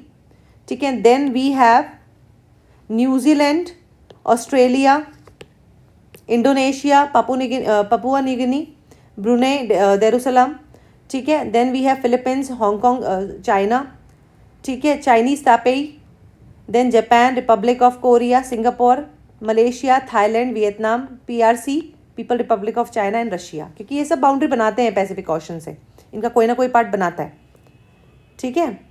तो 21 मेंबर्स है। क्या इंडिया इसका पार्ट है? मैंने आपको बता दिया, India is not a part of the region of the organisation, because वो पैसिफिक ओशन के साथ कोई बाउंड्री नहीं बना रहा है, एशिया पैसिफिक रीजन में वो आता ही नहीं है। तो इंडिया का ऑब्जर्वर स्टेटस है, ठीक है, ऑब्जर्वर स्टेटस है। एशिया पैसिफिक इकोनॉमिक कॉपरेशन की अगर हम बात करें तो वर्ल्ड जीडीपी का 62% कंप्राइज करता है और वर्ल्ड ट्रेड का 48% कंप्राइज करती है इसकी मेंबर कंट्रीज, ठीक है। एशिया पैसिफिक रीजन की सबसे पुरानी और सबसे ज़्यादा इन्फ्लुएंशियल ऑर्गेनाइजेशन है। So that is all you need to know about the APEC. Then we have at COP28 a fair share of global carbon budget is at stake. ठीक है, तो आपको पता है कि हमारे वर्ल्ड में इंडस्ट्रियल डेवलपमेंट बहुत ज़्यादा हो रहा है, व्हीकल्स का एमिशंस बहुत ज़्यादा बढ़ रहा है। तो इसी के रेस्पेक्ट में ये कहा गया है कि कार्बन डाइऑक्साइड का जो एमिशन है और क्लाइमेट चेंज जो है, इनके बीच में एक डायरेक्ट रिलेशन है। जितना ज़्यादा कार्बन डाइऑक्साइड का कॉन्सेंट्रेशन बढ़ेगा इन्वायरमेंट में, उतना ही ज़्यादा ग्लोबल वार्मिंग भी बढ़ेगा, ठीक है। तो ये इसका करंट कॉन्टेक्स्ट है। अभी एक बार इसमें जो है इस आर्टिकल में UNFCCC के बारे में बताया गया, ठीक है, कि UNFCCC ये बोलता है कि जो डेवलपिंग कंट्रीज़ हैं उनके पर कैपिटा एमिशंस जो है वो अभी भी कम है और उनका कोई मेजर रोल नहीं है इन द ग्लोबल क्लाइमेट चेंज। तो UNFCCC की बात करें तो 1992 में United Nations framework convention on climate change जो है वो साइन हुआ, ठीक है। रायो डी जेनेरियो समिट जो हुआ था ना, रायो समिट जो हुआ था, अर्थ समिट जिसे बोलते हैं नॉर्मली, उसके अंदर ये साइन हुआ था। 1994 में ये एक्शन में आ गया था, ठीक है। इसमें मेजरली जो हैं इसकी इंडिया की, वर्ल्ड की जितनी भी सारी कंट्रीज़ है, लगभग सारी कंट्रीज़ जो हैं वो इसमें इसका पार्ट है, ठीक है। पेरिस अग्रीमेंट जो साइन हुआ था 2015 में, उसकी पेरेंट ट्रीटी है। The Paris agreement was signed under UNFCCC, ये आपको ध्यान रखना है, ठीक है। 1996 से इसका सेक्रेटरीट जो है बॉन जर्मनी में इस्टेब्लिश किया गया है, ठीक है। इसका ऑब्जेक्टिव क्या है? To achieve the stabilisation of greenhouse gas concentration in the atmosphere, कि एटमॉस्फेयर में ग्रीन हाउस गैस जो एमिशंस हैं उनको लिमिट करना, स्टेबलाइज करना, ठीक है। इसमें एक बात की गई है CBDR की, कॉमन बट डिफरेंशिएटेड रिस्पॉन्सिबिलिटीज, ठीक है। तो CBDR और रिस्पेक्टिव कैपेबिलिटीज़ की जो प्रिंसिपल है, इसको ये बेसिकली रिकॉग्नाइज करता है। इसका मतलब क्या हुआ कि हमारी सारे जो भी मेंबर कंट्रीज हैं, इनका रिस्पॉन्सिबिलिटी कॉमन है कि क्लाइमेट चेंज को कॉम्बैट करना है, लेकिन नीड के अकॉर्डिंग हर एक के कंट्री की रिस्पॉन्सिबिलिटी अलग अलग है। जैसे कि डेवलप्ड कंट्रीज जो हैं उनकी रिस्पॉन्सिबिलिटी ज़्यादा है क्लाइमेट चेंज में, क्योंकि उन्हीं की वजह से क्लाइमेट चेंज आया है, उनकी वजह से इंडस्ट्रियल डेवलपमेंट बहुत ज़्यादा हुआ था, ठीक है, राइट। तो कॉमन रिस्पॉन्सिबिलिटी ओवरऑल है क्लाइमेट चेंज की, पर किस तरीके से क्लाइमेट चेंज को कॉम्बैट करने के लिए एक्शन ले लें, दैट इज डिफरेंशिएटेड। तो that is the principal on which UNFCCC works. इसमें एक टर्म और आई थी ग्लोबल क्लाइमेट बजट की, ठीक है। तो ग्लोबल क्लाइमेट बजट क्या है? देखो, ये है कि मैक्सिमम कार्बन डाइऑक्साइड एमिशंस जो हैं उनका कॉन्सेंट्रेशन कितना है from pre industrial era, industrial revolution जब से चालू हुआ उससे पहले से आज तक, ठीक है। तो ये है ग्लोबल कार्बन बजट की प्री इंडस्ट्रियल एरा से लेकर जब तक हमारे एमिशन जीरो नहीं हो जाते हैं, ठीक है, तब तक कितना कार्बन डाइऑक्साइड एमिशन हो रहा है, that will be the global carbon budget. जो बचा हुआ कार्बन बजट है, ठीक है, उसमें ये देखा जाएगा कि एक पर्टिकुलर टाइम से लेकर, प्री इंडस्ट्रियल पीरियड से लेकर पर्टिकुलर टाइम के बीच में कितना जो है कार्बन निकला है, that is the remaining carbon budget, ठीक है। अब मैं जितनी भी कोप हुई हैं आज तक, उसके बारे में थोड़ा सा आपको इंपॉर्टेंट कोप्स के बारे में ध्यान रखना है, ठीक है। तो 1992 में अर्थ समिट हुआ जहाँ पे UNFCCC साइन हुआ, राइट। फिर 1995 में COP1 हुआ जिसमें कि बेसिकली बर्लिन में, ठीक है, COP1 हुआ। देन 1997 में क्योटो प्रोटोकॉल साइन हुआ, ठीक है, जो कि ग्रीन हाउस गैस एमिशंस को रिड्यूस करने से रिलेटेड था। देन मैराकेश अकॉर्ड्स जो हैं वो रूल्स आए गए, ठीक है। उसके बाद में हमारा जो है दोहा में एक और कॉन्फ्रेंस हुई, ठीक है, इसमें क्योटो प्रोटोकॉल का जो एक्सटेंशन था उसको बढ़ा दिया गया और कुछ लीगली बाइंडिंग टारगेट्स जो हैं वो बना दिए गए। कोप 13 हुआ बाली में। ठीक है, then we had Montreal Kyoto protocol आया। ठीक है, मॉन्ट्रियल में हुआ क्योटो प्रोटोकॉल जो है वो फोर्स में आया। ठीक है, उसके बाद में कोप 19 में वॉर्सो में हुआ। इसमें क्या हुआ कि ग्रीन क्लाइमेट फंड को अडॉप्ट किया गया। Warsaw framework for red plus जो है वो लाया गया। International mechanism for loss and damage लाया गया। कोप 21 पेरिस में आया। ठीक है, कोप 21 के तहत जो है बेसिकली 2015 में पेरिस अग्रीमेंट साइन हुआ था ना, कि जो प्री इंडस्ट्रियल लेवल्स है उससे ग्लोबल वार्मिंग टेम्परेचर जो है, ग्लोबल टेम्परेचर्स को 2 डिग्री तक लिमिट करना। टारगेट तो 1.5 डिग्री का है, लेकिन मैक्सिमम 2 डिग्री से ज़्यादा नहीं बढ़ने देना है। ठीक है, देन कोप 26 में ग्लासगो में हुआ ये। ठीक है, अब पेरिस अग्रीमेंट को किस तरीके से इम्प्लीमेंट किया जाए उसके लिए रूल बुक जो थी वो फाइनलाइज की गई। और लेटेस्ट जो कोप हुई थी लास्ट ईयर शर्म एल शेख में, ठीक है, वहाँ पर लॉस एंड डैमेज फंड जो है इस्टेब्लिश करने की बात की गई। तो देखिए बहुत कुछ नहीं, बट लेटेस्ट 2-3 कोप्स के बारे में आपको ध्यान आना चाहिए। 2015 का कोप इंपॉर्टेंट है, Paris agreement. Then 2022 because it was the latest, और 23 वाला जब आएगा उसके आउटकम जब वो हो जाएगी तब हम डिस्कस कर लेंगे। So that is all you need to know in this article. Then we have science and tech का एक न्यूज़ है, deep fake alarm challenges as AI shadow looms over the entertainment industry. तो आपको पता भी हाल ही में रश्मिका मंदाना का एक डीप फेक वीडियो आया था जिसका काफ़ी क्रिटिसिज्म भी हुआ। ठीक है, तो ये बताता है कि ये जो डीप फेक आया, दिस शोज़ कि AI कितनी अनरेगुलेटेड है, कितनी अनसेफ है अभी भी। ठीक है, तो डीप फेक टेक्नोलॉजी होती क्या है इसको समझ लीजिए आप लोग। इसमें क्या होता है कि किसी पर्टिकुलर पर्सन का चेहरा, आवाज़ जो है उसको ओवरलैप कर दिया जाता है किसी दूसरे पर्सन के बॉडी पर। तो उससे क्या होता है कि किसी भी पर्सन का एक तरीके से डेरोगेशन क्रिएट हो सकता है, उसको जो है उसकी इमेज जो है बिगाड़ी जा सकती है। ठीक है, तो 2017 में डीप फेक टेक्नोलॉजी ओरिजिनेट हुई थी। ठीक है, जिसका यूज़ क्या है वो मैंने आपको बता ही दिया, फेक न्यूज़। ठीक है, लोगों को जो है लोगों के लिए डेरोगेटरी रिमार्क्स क्रिएट करना, ये सब इसके यूज़ हैं। ठीक है, इसमें बेसिकली आपको मैकेनिज्म मैं ऑलरेडी बता चुकी हूँ कि किसी पर्टिकुलर दूसरे पर्सन की बॉडी पर किसी दूसरे पर्सन का चेहरा लगा देना या वॉइस ओवरलैप करवा देना, दैट इज़ द मैकेनिज्म। ठीक है, इसमें मशीन लर्निंग एल्गोरिथम्स का यूज़ किया जाता है। ठीक है, कोडिंग होती है इसके अंदर प्रॉपरली, मशीन लर्निंग जो है उसका यूज़ किया जाता है।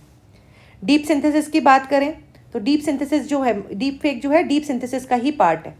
डीप सिंथेसिस वही है कि इसमें क्या होता है कि ऑगमेंटेड रियलिटी का यूज़ करके, ठीक है, किसी भी पर्सन की आइडेंटिटी को बदल देते हैं, किसी भी पर्सन की आइडेंटिटी को बदल दिया जाता है। ऐसे टेक्स्ट, कुछ डेरोगेटरी टेक्स्ट, इमेजेस या वीडियोस क्रिएट किए जा सकते हैं। ठीक है, और इसी का ही एप्लीकेशन है डीप फेक। डीप सिंथेसिस की टेक्नोलॉजी को डिटेक्ट करना, क्योंकि अब टेक्नोलॉजी एडवांस हो रही है, उसको डिटेक्ट करना ही बहुत ज़्यादा डिफिकल्ट है। जैसे कि रश्मिका मंदाना का वीडियो आया था, उस वीडियो को अगर आप देखो तो नॉर्मल पर्सन डिफ्रेंशिएट नहीं कर सकता कि ये सही वीडियो है या फिर मॉफ्ड है। तो ये एक बहुत बड़ा इशू है। अब ग्लोबल स्टैंड अगर हम बात करें तो इंडिया की बात कर लें, अगर पहले हम इंडिया की बात करें तो इंडिया ने अभी तक कोई स्पेसिफिक रूल्स एंड रेगुलेशंस नहीं लाया है फॉर डीप फेक्स। ठीक है, हालांकि आईटी एक्ट जो है, इंफॉर्मेशन टेक्नोलॉजी एक्ट जो है 2000 का, उसके 2 सेक्शंस जो हैं डीप फेक्स को रेगुलेट करने के लिए यूज़ किए जा सकते हैं। 2 sections are section 67 and 67A। ठीक है, सेक्शन 500 जो है आईपीसी का, वो डिफेमेशन से रिलेटेड है। ठीक है, डिफेमेशन अगर करते हो इस तरीके से, then punishment can be given to that person. ठीक है, तो इंडिया का कोई खास रेगुलेशन डीप फेक्स पर अभी है नहीं। अब यूरोपियन यूनियन की बात करें तो यूरोपियन यूनियन ने 2022 में code of practice on disinformation introduce, जो है बेसिकली 2018 में इसको इंट्रोड्यूस किया था, उसको 2022 में उन्होंने अपडेट कर दिया था। ठीक है, ताकि डीप फेक से मिस इन्फॉर्मेशन या डिसइंफॉर्मेशन को रोका जा सके। ठीक है, यूनाइटेड स्टेट्स ने एक deep fake task force act जो है वो लाई। ठीक है, ताकि डिपार्टमेंट ऑफ होमलैंड सिक्योरिटी को असिस्ट किया जा सके कि अगर डीप फेक्स क्रिएट होते हैं तो उस पर्सन पे क्या एक्शन लिए जाए जिसने वो डीप फेक क्रिएट किया है। चाइना ने भी एक प्रॉपर रेगुलेशन जनवरी 2023 से वो कॉम्प्रिहेंसिव रेगुलेशन लेकर आए हैं ताकि ये जो डीप सिंथेसिस है, डीप फेक टेक्नोलॉजी है, इसको रोका जा सके। ठीक है, तो इंडिया ने अभी बहुत लैक कर रहा है, इंडिया को बहुत ज़्यादा ज़रूरत है कि वो इस पर प्रॉपर एक्शन ले सके। Now what should be done.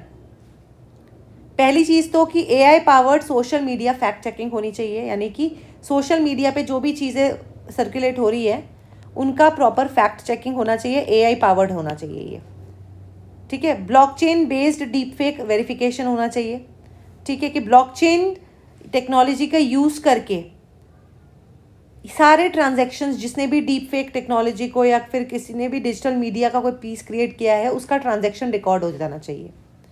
एक deep fake impact mitigation policy भी लाई जानी चाहिए, जिसमें कि एक फंड एस्टैब्लिश किया जाए जिन पर्सन्स का डिफेमेशन हुआ है डीप फेक्स की वजह से, उन पर्सन्स को हेल्प करने के लिए। Then there should be a deep fake accountability act also, ठीक है, ताकि प्रॉपरली डीप फेक बनाने वालों पर एक्शन लिया जा सके, ठीक है, और लोगों को प्रोटेक्ट किया जा सके।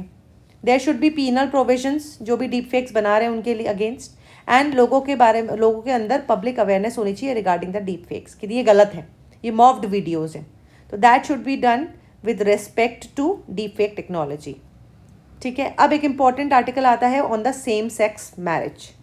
आपको पता है कि सुप्रीम कोर्ट ने हाल ही में कुछ टाइम पहले ही सेम सेक्स मैरिजेस को लीगलाइज करने के लिए जो प्ली आई थी उस पर रिजेक्ट कर दिया था, ठीक है। उन्होंने बोला कि नहीं, ये सही नहीं है।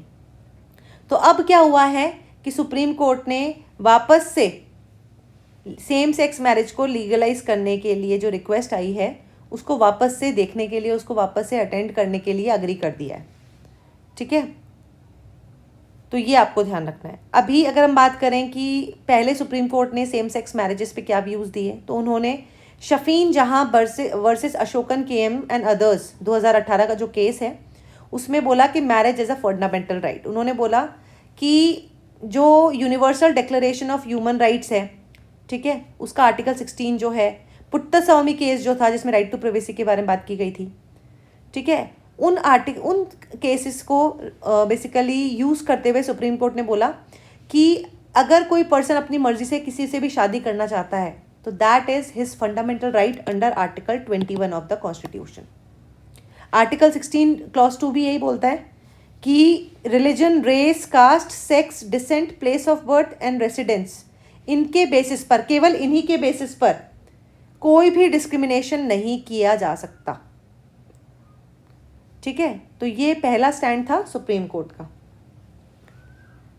Then next is Navtej Singh Johar and others versus union of India case, ठीक है। तो इस केस में क्या था, LGBTQ community entitled to all constitutional rights, ठीक है, यानी कि उन्होंने इस केस में ये बोला कि LGBTQ कम्युनिटी जो है उसको सारे अधिकार है, सारे मूल अधिकार हैं, ठीक है, उन पर कोई डिस्क्रिमिनेशन नहीं है, वो थर्ड जेंडर है तो भी कोई डिस्क्रिमिनेशन नहीं है उनके साथ में। तो अब उन्होंने जब सेम सेक्स मैरिज को लीगलाइज करने से पहले मना कर दिया तो it just backed of from its earlier stand, ठीक है। तो ये आपको ध्यान रखना है। अब एक इसमें ही एक बात आती है स्पेशल मैरिज एक्ट की, ठीक है। तो एक पिटिशन ये आई थी कि स्पेशल मैरिज एक्ट के तहत क्या सेम सेक्स कपल्स जो है वो शादी करते तो उसको रिकॉग्निशन मिलेगा, ठीक है। तो ये एक इशू था। तो पहले मैं स्पेशल मैरिज एक्ट के बारे में बताऊंगी, पर पहले एक बार अपन लोग जो हैं हमारे रिलीजियस लॉज के बारे में डिस्कस कर लेते हैं, रिलीजियस एक्ट्स के बारे में बात कर लेते हैं। तो इंडिया में जो मैरिजेज हैं वो रजिस्टर होती हैं हिंदू मैरिज एक्ट 1955 के तहत, मुस्लिम पर्सनल लॉ एप्लीकेशन एक्ट 1937 के तहत, या स्पेशल मैरिज एक्ट 1954 के तहत। स्पेशल मैरिज एक्ट 1954 जो है, ठीक है, उसमें ये प्रोविजंस हैं कि कोई भी इंडिया का नेशनल या कोई भी इंडिया का नेशनल किसी दूसरे फॉरेन कंट्री के किसी नेशनल के साथ में शादी करना चाहता है, किसी भी रिलीजन का हो, किसी भी फेथ का हो, उससे रिलेटेड सारे प्रोविजंस जो हैं स्पेशल मैरिज एक्ट में दिए हुए हैं। अगर किसी पर्सन ने अपनी शादी स्पेशल मैरिज एक्ट के तहत जो है रजिस्टर की है तो उस पर ये सारे पर्सनल लॉज जो हैं, मुस्लिम पर्सनल लॉ या फिर जो हिंदू मैरिज एक्ट है, ये सब नहीं लगेंगी, ठीक है। तो जैसे कि अगर कोई हिंदू पर्सन मुस्लिम से शादी करता है तो स्पेशल मैरिज एक्ट के तहत कर सकता है, ठीक है। तो ये आपको ध्यान रखना है। अब बात कर लेते हैं कि सेम सेक्स मैरिजेस होनी भी चाहिए या नहीं होनी चाहिए लीगलाइज्ड, तो उसके बारे में डिस्कस कर लेते हैं। तो पहला है फेवर में equality and human rights. Favour में बात करते हैं तो कि भाई हमारा इंडिया जो है इक्वालिटी, राइट टू इक्वालिटी को फंडामेंटल राइट मानता है, तो हर एक पर्सन का अपनी मर्जी है कि वो अपना पार्टनर चूज कर सकता है, ठीक है। दूसरा है इंक्लूजन एंड एक्सेप्टेंस। अगर सेम सेक्स मैरिजेस को लीगलाइज कर देंगे तो उससे सोसाइटी जो है ज़्यादा इंक्लूसिव बनेगी, डिस्क्रिमिनेशन रिड्यूस होगा। Then next is relationship stability, कि मैरिज जो है, अगर कोई पर्सन सेम सेक्स मैरिज करना चाह रहा है तो उससे क्या होगा, उसकी मैरिज को एक लीगल रिकग्निशन मिलेगा, उनको स्टेबिलिटी मिलेगी, उनको समाज में जो एक्सेप्टेंस मिलेगा, साथ ही उनको बच्चे अडॉप्ट करने में भी हेल्प मिलेगी। ठीक है, क्योंकि जब तक आप लीगली मैरिड नहीं हो you cannot adopt any child, तो वो भी उनको इसमें भी हेल्प मिलेगी। This will help them to extend their families. ठीक है, उसके अलावा इकोनॉमिक बूस्ट भी आएगा, क्योंकि अगर सेम सेक्स मैरिजेज होंगी तो ज़्यादा सेम सेक्स कपल्स जो हैं वो शादी की तरफ जाएंगे, और जब वो शादी की तरफ जाएंगे they will be encourage to marry, तो उससे क्या होगा, जो हमारी वेडिंग प्लानिंग इंडस्ट्री है, इवेंट प्लानिंग इंडस्ट्री है, उसको बूस्ट मिलेगा, इकोनॉमिक की ग्रोथ होगी। ठीक है, देन हमारा जो फंडामेंटल राइट है इक्वालिटी एंड नॉन डिस्क्रिमिनेशन का, उसको भी सब्सटैंशिएट करता है ये। ठीक है, नेक्स्ट है global progress, reflects global trends on recognising the rights of LGBTQ+ individuals. ठीक है, तो इससे क्या होगा, इंडिया ग्लोबली एक तरीके से पायनियर बन जाएगा, क्योंकि बहुत कम कंट्रीज़ ने सेम सेक्स मैरिजेस को लीगलाइज कर रखा है, तो वो पायनियर बन जाएगा इस तरीके का एक प्रोग्रेसिव नेशन बनने के लिए, लोगों के बीच में उसमें अवेयरनेस क्रिएट होगी। एंड हेल्थ एंड वेलबींग, ठीक है, इससे क्या होगा, सेम सेक्स मैरिजेस जो हैं वो जब लोग करते हैं उनको लीगल रिकग्निशन मिलेगा, तो उनको एक्सेप्टेंस में मिलेगा, उससे उनकी मेंटल हेल्थ जो है वो इम्प्रूव होगी। ठीक है, तो ये भी एक बहुत बड़ा फेवर में जो है सेम सेक्स मैरिज के आर्ग्यूमेंट है। अगर हम अगेंस्ट में बात करें तो पहला है कल्चरल एंड रिलीजियस बिलीव्स। आज भी हमारा कल्चर और रिलीजन जो है ये बोलता है कि there should be a bonding between a man and a women. Same sex marriages को यहाँ पर लीगलाइज नहीं किया जाता, और ये हमारे कल्चरल और रिलीजियस बिलीव्स को ठेस पहुँचाएगा। सेकेंड है सोशल नॉर्म्स। सोशल नॉर्म ये बोलता है कि सेम सेक्स मैरिजेस की वजह से हमारी फैमिली स्ट्रक्चर बिगड़ सकते हैं। ठीक है, थर्ड है लीगल कॉम्प्लेक्सिटी। ठीक है, अब अगर सेम सेक्स मैरिजेस को लीगलाइज किया जाएगा तो उससे हमारे जो एग्जिस्टिंग लॉज हैं, हिंदू मैरिज लॉ, मुस्लिम पर्सनल लॉ, ठीक है, तो इन सब की वजह से इन सब में एक बहुत बड़ा कॉम्प्लेक्सिटी क्रिएट हो जाएगी। इनहेरिटेंस लॉ क्या होंगे इससे रिलेशन में, अडॉप्शन लॉज क्या होंगे, उन सब पे भी फिर काम करना पड़ेगा। चाइल्ड रियरिंग, ठीक है, चाइल्ड रियरिंग का एक इशू ये बोला गया है कि जो बच्चे सेम सेक्स कपल्स द्वारा रेज किए जाते हैं उनको सोसाइटी में स्टिग्मा फेस करना होता है, उन बच्चों पर भी एक नेगेटिव या एडवर्स इम्पैक्ट पड़ सकता है। पब्लिक ओपिनियन, लोग रेडी नहीं होंगे इसका खिलाफ, जो है अगर सेम सेक्स मैरिजेस को लीगलाइज कर दिया तो इसके खिलाफ जो है लोग जो हैं अपोजिशन क्रिएट करेंगे। मॉरल ऑब्जेक्शंस, ठीक है, तो मॉरल ऑब्जेक्शंस के हमारे यहाँ पर जो है एथिकल ऑब्जेक्शंस हैं इससे रिलेटेड कि ये सही नहीं है। हेल्थ के जो है ये बेसिकली हेल्थ जो है उसके अगेंस्ट है। ठीक है, उसके अलावा नेचुरल सेक्स को प्रमोट करता है, तो ये सारी चीज़ें भी जो हैं इसके अगेंस्ट में आर्ग्यूमेंट है। अब क्या किया जाना चाहिए, तो ये आपको ध्यान रखना है कि सबसे पहले अवेयरनेस रेज करनी होगी लोगों के बीच में। LGBTQIA, ठीक है, LGBTQIA+ कम्युनिटी जो है, ठीक है, इनको समाज में सबसे पहले एक्सेप्टेंस दिलाना ज़रूरी है, अवेयरनेस क्रिएट करना ज़रूरी है इनके लिए। ठीक है, फिर लीगल रिफॉर्म्स लाने ज़रूरी हैं स्पेशल मैरिज एक्ट में, ताकि जो ये सेम सेक्स कपल्स हैं ये भी शादी कर सकें। ठीक है, रिलीजियस लीडर्स और रिलीजियस कम्युनिटीज़ के साथ में डायलॉग एंड एंगेजमेंट इंश्योर करना ज़रूरी है, ताकि ट्रेडिशनल बिलीव्स और मॉडर्न एटीट्यूड्स के बीच में जो गैप्स हैं उनको एड्रेस किया जा सके। ठीक है, उसके अलावा जो LGBTQIA कम्युनिटी लीगल चैलेंजेस भी दे सकती हैं। ठीक है, वो कोर्ट में बार बार जो है पिटिशंस डाल सकती हैं ताकि सेम सेक्स मैरिजेस को लीगलाइज किया जा सके। ठीक है, एंड स्टेक होल्डर्स, जितने भी स्टेक होल्डर्स हैं, NGOs हो गई, गवर्नमेंट हो गई, सिविल सोसाइटीज़ हो गई या रिलीजियस लीडर्स हो गए, इनके बीच में एक कोलैबोरेशन या फिर एक तरीके से कोऑपरेशन होना ज़रूरी है। तो this should be done so as to ensure कि हमारे इंडिया भी एक प्रोग्रेसिव एक्शन ले सके टुवर्ड्स सेम सेक्स मैरिजेस। ये हमने मेजर आर्टिकल्स कवर कर लिया। आज जो आर्टिकल्स थे वो ज़्यादातर आर्टिकल्स मेंस पर्सपेक्टिव से ज़्यादा इंपॉर्टेंट थे। ठीक है, now one small article is Fatima बीवी, द फर्स्ट वुमेन जज in the supreme court, dead. तो हमारे देश की पहली महिला सुप्रीम कोर्ट जज जो थी फातिमा बीवी, वो हाल ही में उनका जो है डेथ हो गया है। ठीक है, 96 ईयर्स की थी। तो that is all you need to know. Personality है, ठीक है, तो अगर आप यूपीएससी भी दे रहे हैं या फिर कोई स्टेट पीसीएस दे रहे हैं तो इस टाइप की पर्सनैलिटीज़ इन न्यूज़ जो है पूछ लेते हैं. तो that is you need to know. So that is all for today. ठीक है, आई होप आपको सबको समझ आ गया होगा. Thank you so much and all the best.